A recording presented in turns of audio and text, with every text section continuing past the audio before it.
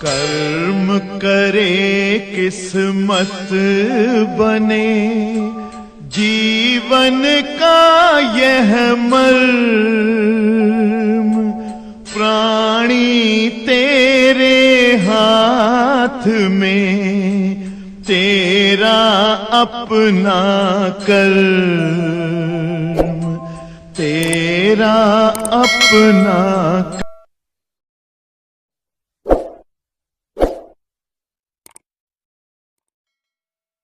प्यारे बच्चों, जैसा कि आप सभी ने सीखा कि अगर ऊष्मा दिया जाए और वस्तुओं में फैलाव या वृद्धि हो जाए तो उसे ऊष्मी प्रसार कहते हैं। कल की क्लास में आप सभी ने सीखा कि ऊष्मा देने से ठोस में भी प्रसार होता है, ऊष्मा देने से द्रव में भी प्रसार होता है और ऊष्मा के कारण किसमें प्रसार होता है? गैसों में भी। तो आज हम आपके सामने ऊष्मा के कारण द्रव में प्रसार बता रहे हैं। सभी बच्चे ध्यान देंगे, जैसा कि अभी हमने आपको समझाया कि जब जो है द्रव को ऊष्मा दी जाती है तो प्यारे साथियों केवल और केवल द्रव के आयतन में प्रसार होता है। द्रव को ऊष्मा देते हैं तो उसका क्या बढ़ता है? केवल आयतन। तो द्रव को ऊष्मा दिए जाने पर आयतन में प्रसार होता है। जब हम किसी द्रव को ऊष्मा देते हैं तो उसके आयतन में प्रसार प्राप्त होता है। किस में प्रसार होता है बेटा? तो द्रव को ऊष्मा देने पर उसके आयतन में प्रसार होता है। आयतन उसका बढ़ जाता है जब द्रव को ऊष्मा देते हैं। द्रव को ऊष्मा देते हैं तो द्रव की किस में वृद्धि होती है?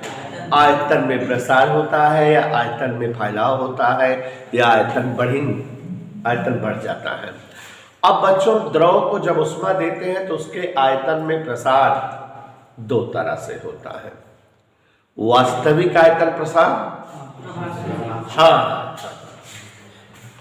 दो प्रकार का प्रसार होता है। वास्तविक आयतन प्रसार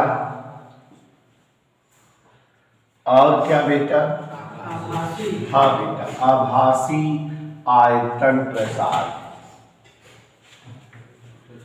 कोई दिक्कत बेटा? अगर हम किसी द्रव को ऊष्मा दें तो आप जानते हो द्रव की खासियत क्या है। पहले किसी बर्तन को लेना पड़ेगा, उसमें द्रव रखना पड़ेगा, तब नीचे से ऊष्मा देना पड़ेगा। तो अभय के मौर्य ऊष्मा सबसे पहले किसको मिली? बर्तन को। तो बर्तन भी बढ़ सकता है कि नहीं?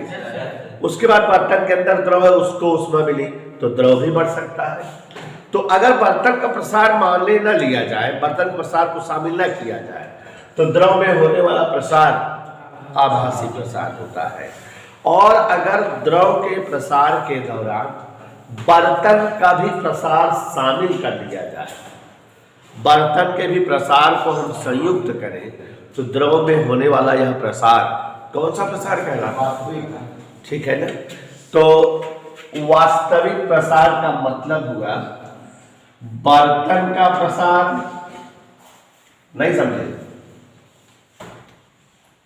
प्लस आभासी प्रसार। यही चीज। तो अब 1 मिनट याद करो भयानक बातें, जैसा कि हमने आपको बताया है। या मान लो कि अगर कोई V आयतन की वस्तु हो, उसमें हम कोई द्रव रखे हो तो जितने आयतन का बर्तन है उतने आयतन में द्रव भी है। अब अगर हम उसका ताप बढ़ाएं तो उसके आयतन में वृद्धि होगी, लेकिन यहाँ दो वृद्धियां होगी। बर्तन में भी प्रसार होगा और द्रव में भी प्रसार होगा। ये जो द्रव का प्रसार है ये द्रव का आभासी प्रसार है। बर्तन का प्रसार जोड़ देंगे तो द्रव का कौन सा प्रसार आ जाएगा? वास्तविक प्रसार। तो कभी कभी इन दोनों में संबंध निकालना रहता है।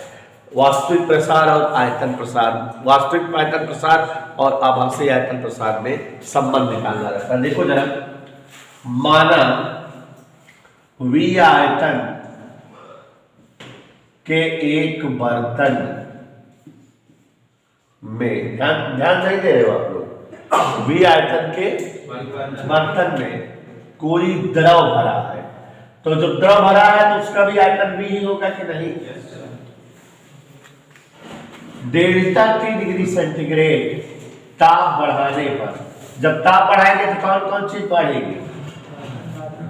द्रव का आयतन बढ़ेगा और बर्तन का भी। बढ़ाने पर यहां देखो, बर्तन के आयतन में प्रसार डेल्टा वीजी, माने बर्तन का प्रसार, नहीं मान रहे, तथा द्रव में प्रसार, यहां समझ रहे हैं, डेल्टा वी ए है, नहीं समझे?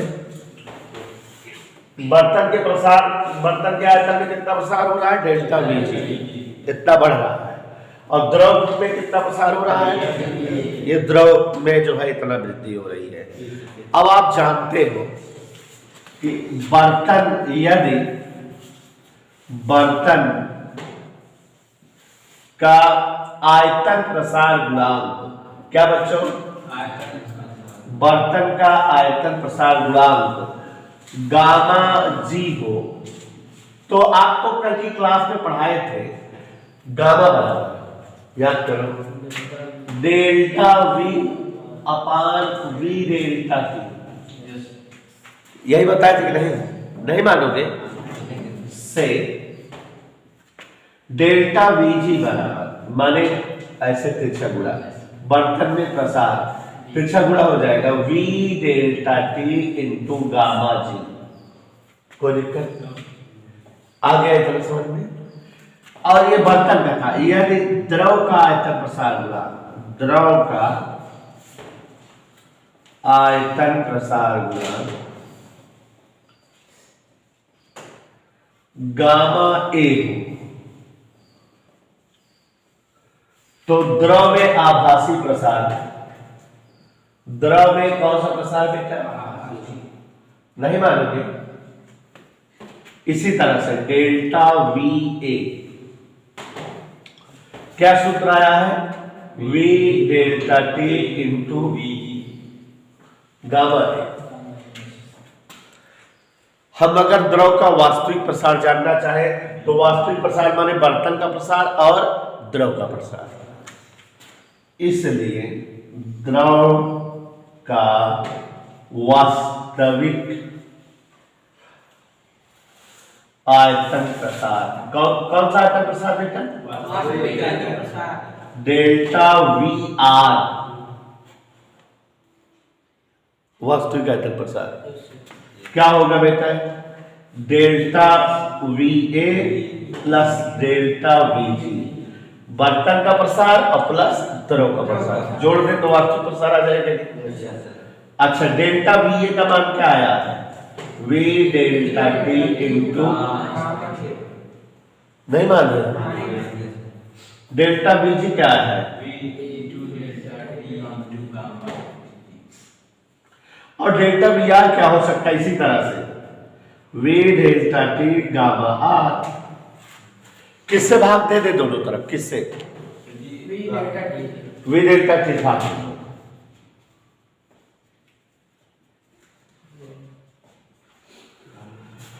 We delta T V delta T V delta T cut गया, गामा आर बराबर गामा ए गामा जी। कोई दिक्कत? तो क्या समझ में आया कि द्रव का वास्तविक आयतन प्रसार गुणांक, आभासी आयतन प्रसार गुणांक और बर्तन के आयतन प्रसार गुणांक के योग के बराबर। सिद्ध हो गया कि नहीं? कोई दिक्कत? मजा आई? तो फिर नोट करना है इसको। अल्फा बीटा व गामा में संबंध, सभी बच्चे ध्यान देंगे। अल्फा बीटा व गामा में संबंध, अरे भाई ध्यान दो, अल्फा बीटा गामा में संबंध का मतलब क्या है? रेखीय प्रसार गुणांक, क्षेत्रीय प्रसार गुणांक और आयतन प्रसार गुणांक में कोई संबंध। सूत्र देखो बेटा, डेरिवेशन करा दे रहा हूँ, समझा दे रहा हूँ, नहीं तो डायरेक्ट लिखा दे, याद कर लो, लेकिन मैं सिद्ध करा दे रहा हूँ। तो पहले देखो जरा शिवांशु पांडे, ध्यान दो बेटा, जानकारी के लिए सब पढ़ा रहा हूँ। अल्फा व बीटा में संबंध, मतलब ध्यान देना, रेखीय प्रसार गुणांक व क्षेत्रीय प्रसार गुणांक में संबंध। तो सबसे पहली बात ये ध्यान दीजिए आप सभी लोग, रेखीय प्रसार गुणांक और क्षेत्रीय प्रसार गुणांक में संबंध। अगर हम कोई एक वस्तु ले और वर्गाकार चादर ले लें, एकांक लंबाई की हो और एकांक चौड़ाई की, तो उसका क्षेत्रफल क्या हो जाएगा? लंबाई गुणे चौड़ाई, 1 गुणे 1 वर्ग मीटर आ जाएगा।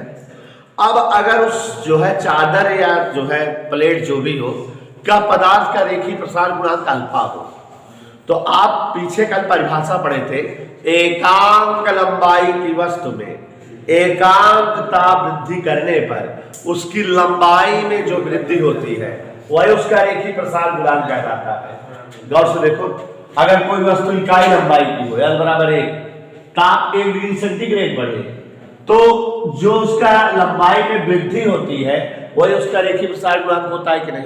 तो अगर रेखीय प्रसार गुणांक अल्फा है तो इसका मतलब उसकी लंबाई कितना बढ़ेगी? अल्फा बढ़ेगी। यही तो कल पढ़े थे हम लोग। यहां पर देखो जरा ध्यान से, मान ले रहे हैं कोई एक वर्गाकार वस्तु है। कैसी है बेटा? वर्गाकार वस्तु है जिसकी भुजाएं एकांक है, जिसकी भुजाएं एकांक है। यहां से वर्षों देखो जरा, भुजाएं एकांक का मतलब लंबाई भी एक, चौड़ाई भी एक, लंबाई चौड़ाई एक हो गई। तो इसलिए वस्तु का क्षेत्रफल, कोई बोलेगा नहीं, वस्तु का क्षेत्रफल ए, प्रारंभिक क्षेत्रफल, क्षेत्रफल सूत्र क्या होता है? लंबाई गुणे चौड़ाई। तो 1 गुणे 1 माने 1 वर्ग मीटर। कोई दिक्कत? अब इस जो वस्तु है इसके पदार्थ का रेखीय प्रसार गुणांक अल्फा मान ले। कितना मान ले?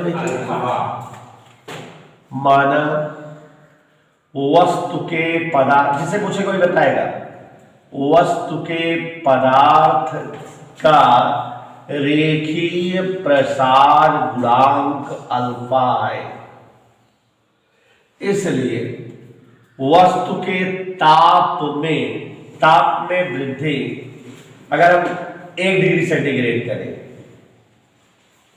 होने पर लंबाई में वृद्धि, 1 मिनट यह दिमाग लगाना है।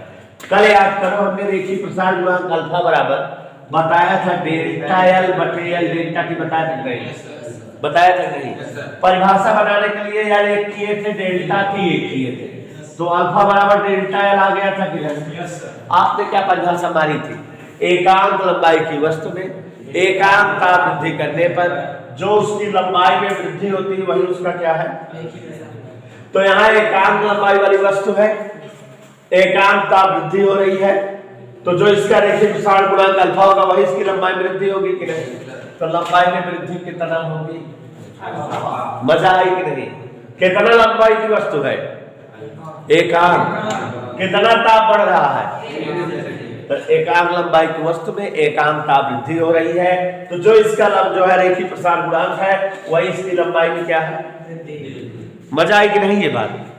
तो एकांक लंबाई की वस्तु में एकांक ताप वृद्धि करने पर उसका रेखीय प्रसार गुणांक ही उसकी लंबाई में वृद्धि होता है, हमारे लंबाई में वृद्धि हुई अल्फा। अब बच्चों पहले लंबाई कितना थी?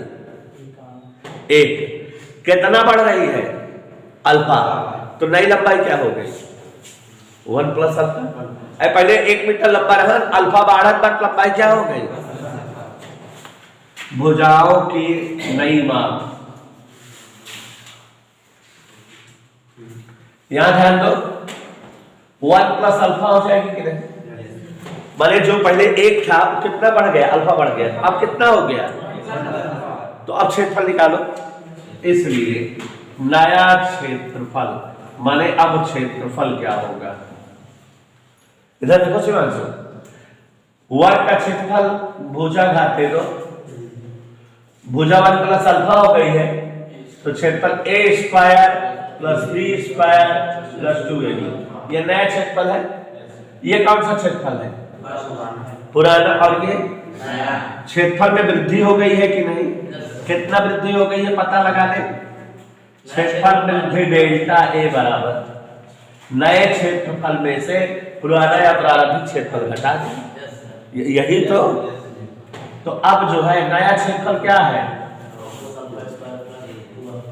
अब पुराना क्या हो गया ये?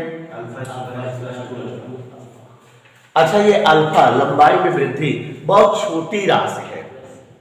क्या है?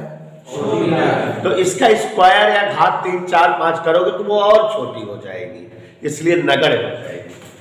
क्योंकि अल्फा एक कैसी राशि है?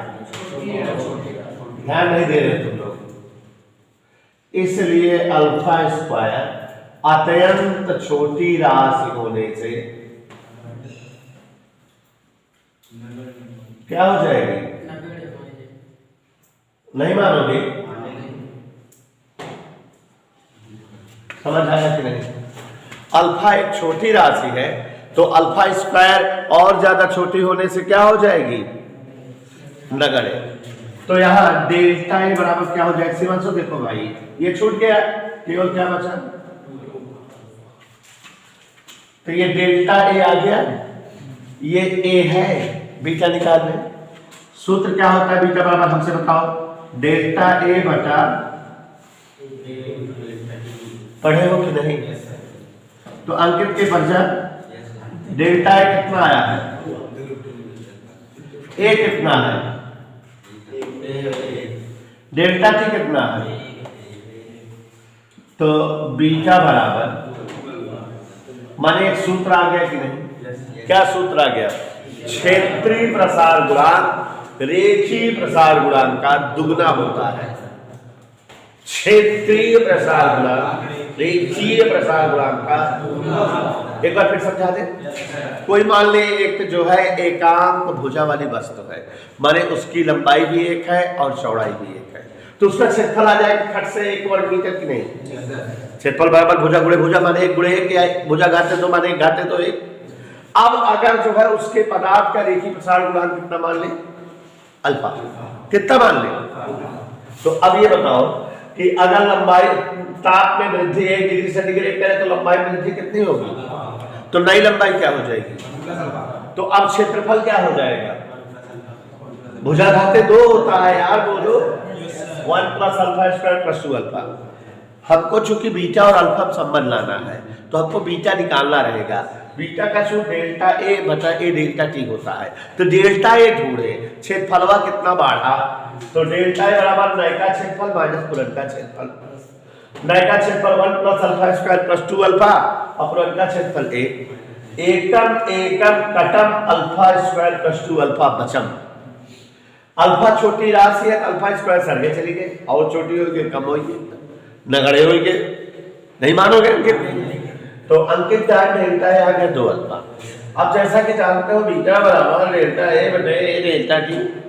डेल्टा ए गया 2 अल्फा, एक जगह 1, डेल्टा टी जगह 1, खुल क्या है? बीटा बराबर क्या आ गया बेटा? तो क्षेत्रीय प्रसार गुणांक रेखीय प्रसार गुणांक का दुगना। नोट किया?